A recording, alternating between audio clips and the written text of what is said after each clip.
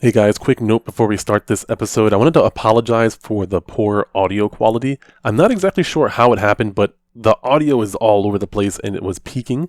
But it was a very important topic that I wanted to share anyway. But I wanted to at least give you a heads up that way, going into it, that the audio quality is going to be a little shoddy in the main portion of the podcast. That's it. Let's get to it.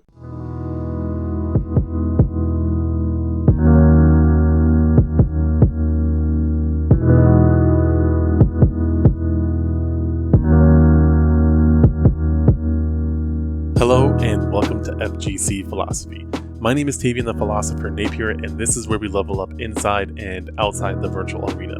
We do that by talking about topics like the one to date, the concept of failing at something does not make you a failure, why that's important, and how to start overcoming that.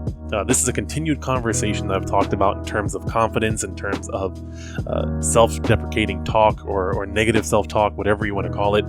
This is the continuation, and it was very impromptu.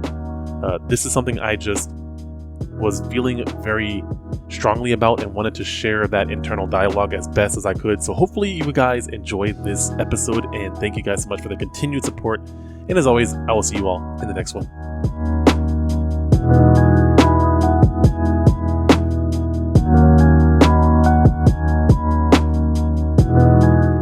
I want to talk about the concept of failing doesn't equal failure.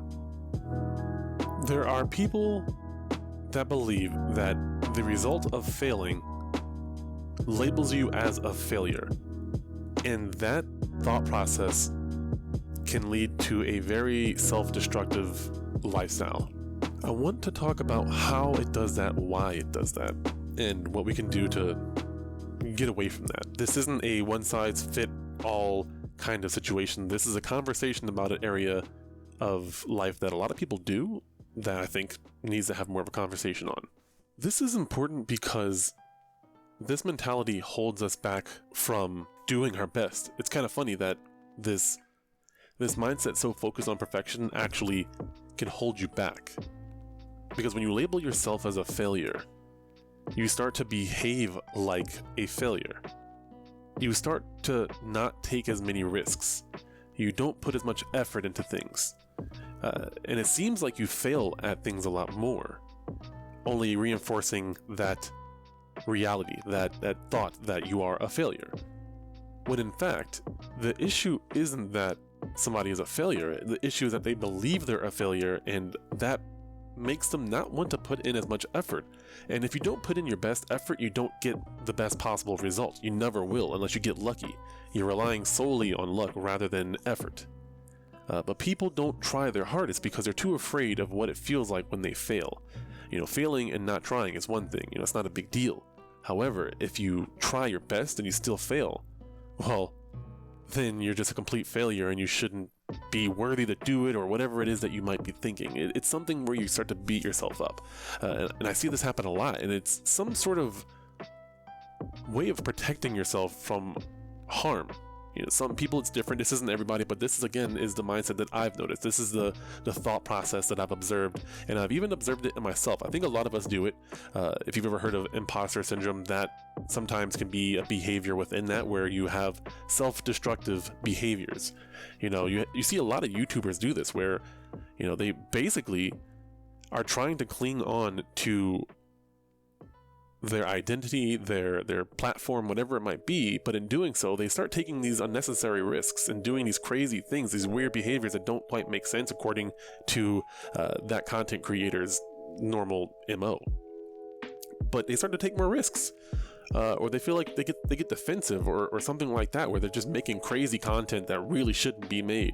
People who have imposter syndrome can have a huge platform, or they can have no platform. Nobody is invincible to that kind of reality where you feel like you're a failure.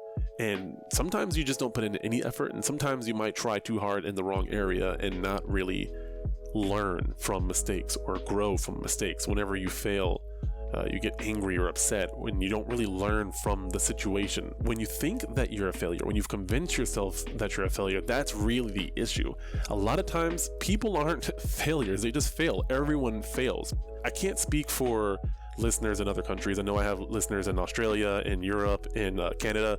I can't say this for your cultures, but what I've observed in America is that we focus so much on how we look to other people that we don't really tap into who we truly are. We don't really reach our full potential. We're too afraid to break the status quo.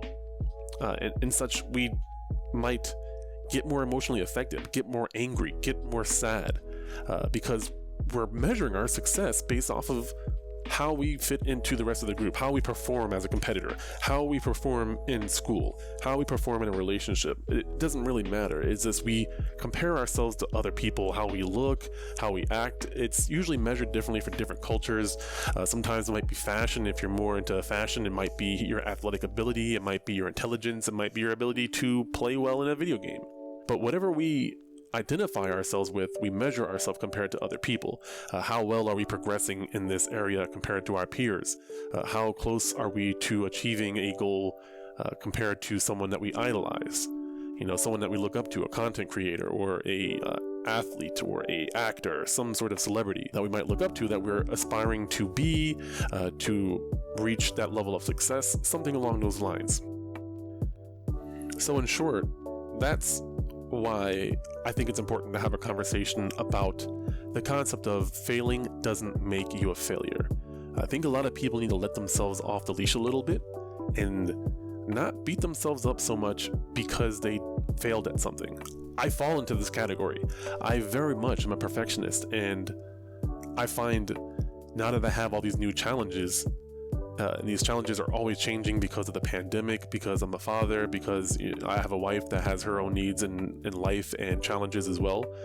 Everyone is stressed out. Friends, family, we're all trying to make it in this weird world. So it's adding an extra layer of stress that we don't quite realize, because now we've lived almost in a year now. It's almost been a year since this pandemic started, and we, in some way, I imagine, have gotten used to it, but we haven't gotten used to the stress. We just maybe might handle it or hide it a little bit better because this is our reality now and we have to deal with it. But that doesn't make it easy. So I think everyone, it's very, very justifiable to be stressed out. And I think that's even more of a reason to have a conversation about how we can manage it. How can we manage our stress better? How can we not focus on the things that aren't as important? Feel free to challenge me if you think that I'm wrong in this, but for me personally, failing doesn't make you a failure. Failure can give you an opportunity. Failure can help you learn and help you be better next time, help you prepare. So it's easier said than done to just say, oh yeah, okay, I'll stop focusing on failure now. Whoop-de-doo. It takes practice. And unfortunately, it's not an easy fix because you've developed habits. If you're someone who consistently does this on a regular basis, like this is your mindset whenever you fail, this is now a habit, and it can be fixed, but it's a daily thing, and you have to be willing to commit to the grind. It's like if you're trying to get in shape, you got to work out consistently. There's no way of getting around it. You're trying to develop a six-pack, you're trying to develop muscles, you got to do it consistently. Maybe not every single day, but consistently on a weekly basis, on a monthly basis. You need to be in the gym or at home or wherever, exercising consistently to see those results. And you might not see results for a couple of months. So it takes a level of dedication that you have to say, okay, every day of my life from now on, or many of the days, I'm going to focus on my mindset. I'm going to focus on convincing myself that I am not a failure. And that might feel awkward, incredibly awkward at first, but I personally believe convincing yourself you're not a failure is way more productive than convincing yourself you are a failure, because that's what a lot of you are doing. You're convincing yourselves that you're a failure. It's not true, but at the same time, it is true. It depends. Failure depends on how you measure success. So a lot of people are measuring their success off of something that isn't really productive. In fighting games, people measure their success based off of how they win matches, and sometimes that is very useful, but when you're learning and trying to grow and trying to beat somebody, you have to focus on what's causing you to lose. Are you practicing the skills that you are lacking in order to beat your opponent? Are you watching the matches from your opponent Are you studying the opponent? Are you studying the character that opponent plays? Are you doing your homework? Or are you just throwing a tantrum every time you lose to that opponent and make excuses? Oh, that character's overpowered. Oh, it's OP. Something along those lines. You've heard it a million times by now. Growth can sometimes hurt because you have to face reality. And sometimes facing reality is painful because we don't necessarily know how to fix it, or because we're embarrassed, or whatever the reason might be. Discomfort is where you grow. It's the same thing with muscles. It's the same thing with meditation. It's the same thing with most things that you do in life. It's going to be awkward and uncomfortable at first. So a lot of people just have to learn to get comfortable with being uncomfortable. That's just the reality of the matter. And that's where you're going to continue to grow, by doing things that you're not confident you can do it, but trying to do it consistently. Not focusing on the result itself, but just focusing on doing that activity consistently. And when you feel like you've mastered something, you can always increase the difficulty, but the biggest part that's important is working on the consistency. This is something I know, but I still struggle with every single day. My life is so busy that I get overwhelmed by the different things that I have to do. My son is constantly learning and adapting to new things, and it's amazing. But I also have to accommodate that with a different kind of attention, and I have to adjust on the fly, not get frustrated because he's a baby. We're both sleep deprived sometimes, stress. Again, we don't sleep as much as we'd like. There's a lot of challenges that I have, and I know that this time is scary and stressful, and it's really easy to fall into this comfortable mindset of convincing yourself you're a failure. But now more than ever, I think it's incredibly important to keep trying your best. And not so much just because of the results, but because trying your best consistently is what's going to help you get closer to your goals. It's not so much just measuring the success, but measuring the level of effort that you put into it. And a lot of us don't want to put in 100% because we're afraid that we're going to fail. For some, that might work. But for a lot of you, myself included, you gotta try your best. And that might mean stop being so distracted. If you're working on a project, put the cell phone down, turn off the game, stop having side conversations with people if it's not relevant to what you're doing, and be 100% focused. And I'm telling myself this as well.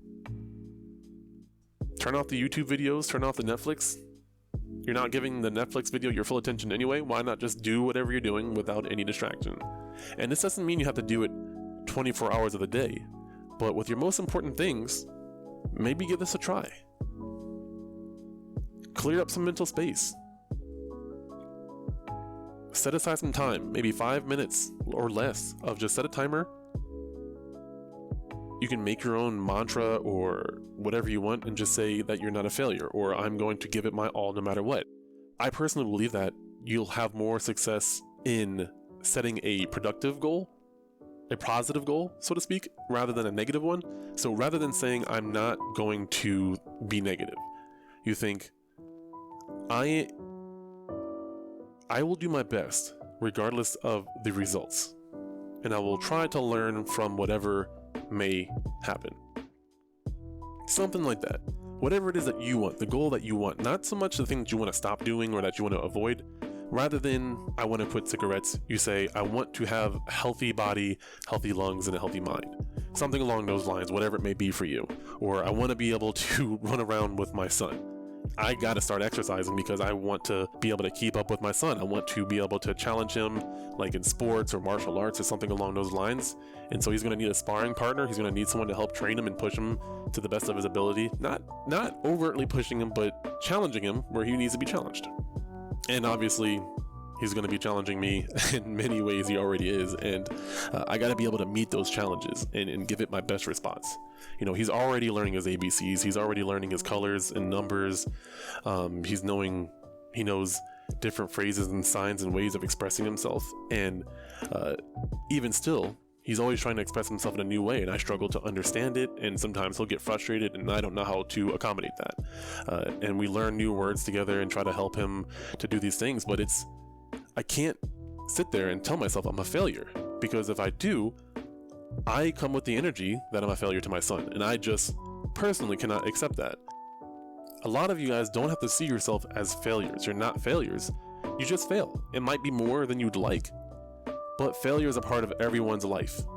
Failure is where you learn. If you don't want to be a failure, look at those opportunities and see where you can grow. And try to be as objective as possible without judging it or getting mad at it. And that takes practice. You do it over and over again, and it's going to be uncomfortable. You're going to get mad at yourself. You're going to get upset. You're going to get mad that you're getting mad. But you still got to try it and keep practicing and be consistent. And it'll get easier and it'll get easier, and you'll be able to believe you're not an actual failure. And you'll see that trying your best will get you the results faster. But also, it's just a healthier lifestyle to live. You're going to come out with better ideas. You're going to be more creative because you're not afraid of the results. You're not afraid of the outcome. And when you're not afraid of the outcome, you take bolder steps. You make bigger moves. I think I said that backwards, but you get what I'm saying. It's incredibly important to consider this, and I'd love to have a conversation. So please hit me up, DM me in the FGC Philosophy Discord. You can at me, or even in the Kalamazoo FGC. I'd love to know your thoughts on this. Unfortunately, I cannot promise consistent uploads right now because even though I love doing this podcast, the consistency of uploading this obviously isn't my highest priority right now. And I don't mean that to be disrespectful to anybody because I do love the listeners so much, but I don't want to keep promising something and not hitting that goal. So I hope to one day get back to that, to where I can do it weekly. But the way I see my performance now, I'm not meeting that goal. And that's one of these things that have been stressing me out because I haven't been hitting it. I've been seeing myself as a failure in podcasting, which it's something I still take very serious, even though it's not, it's more of a part-time thing. I do want to be a better podcaster. I do want to be able to articulate my ideas and share I want to share solutions. I want to have these ideas and these conversations, and hopefully we both grow from it. I don't want to just talk at people and be condescending and think that my way is the only way. That's never been the idea of this podcast. It's just, here is my perspective on something, or here's a guest perspective on something and mine, and we share it. And if it applies to you, if there's something useful to you, you take it and you use it. And if it's not, then you discard it. And you can always share your feedback, and we can grow from that because maybe you have a solution that we don't know. And we can all grow together and have this common goal, regardless of all this political stuff that's going on right now. And I'd love to talk about more political topics in the future. Don't know how to do it tactfully yet, but I'll get there. Maybe on a different podcast, but for now, thank you guys so much for listening. If you're interested in coaching with me, if you don't know, I am a life coach. I've been trained by one of the best schools, IPEC. Recommend you guys look them up. Institute of Professional Excellence in Coaching. I'll put a link to it as well. But they train me. I have 100 hours from the school of training, let alone all the coaching I've done with Western University, with the group I'm with right now, with individual clients, with guests and stuff like that. So if you're interested, I do a free consultation and a free session. First off, the consultation is just to see if we're a good fit, if what I offer is a good fit for you, and if your goals are a good fit for what I do. It's not a one-size-fits-all kind of thing, so it's good to just sit down and talk about what the goals are, and that's what a consultation basically is. And then you actually get a coaching session where I go through the process with you, and you can see what it's like to have a life coach, see what that process is actually like, to see if it's something that you're interested in. So if you're interested in that, I'll leave contact information down below. Again, thank you guys so much for the listeners, the Twitch subscribers as well. Thank you guys. I don't really talk about you guys enough on the podcast, but that's huge as well. If you don't know what I'm talking about, I live stream fighting game tournaments every Monday on twitch.tv/philosopher. I've been hosting tournaments for 15 weeks now successfully. Technically, it's been like 30 weeks total that I've done tournaments online. But I took a couple of weeks off when the lockdown was lifted and went back to actual locals. And now I'm back doing online tournaments as well, which is amazing that I've done it 15 weeks consecutively. Street Fighter 5 tournaments, we do that. I also every now and then stream other games like single player games, RPG, stuff like that. If you're interested, again, links down below. But anyways, I'm going to get out of here. Thank you so much for listening, and I'll see you all in the next one.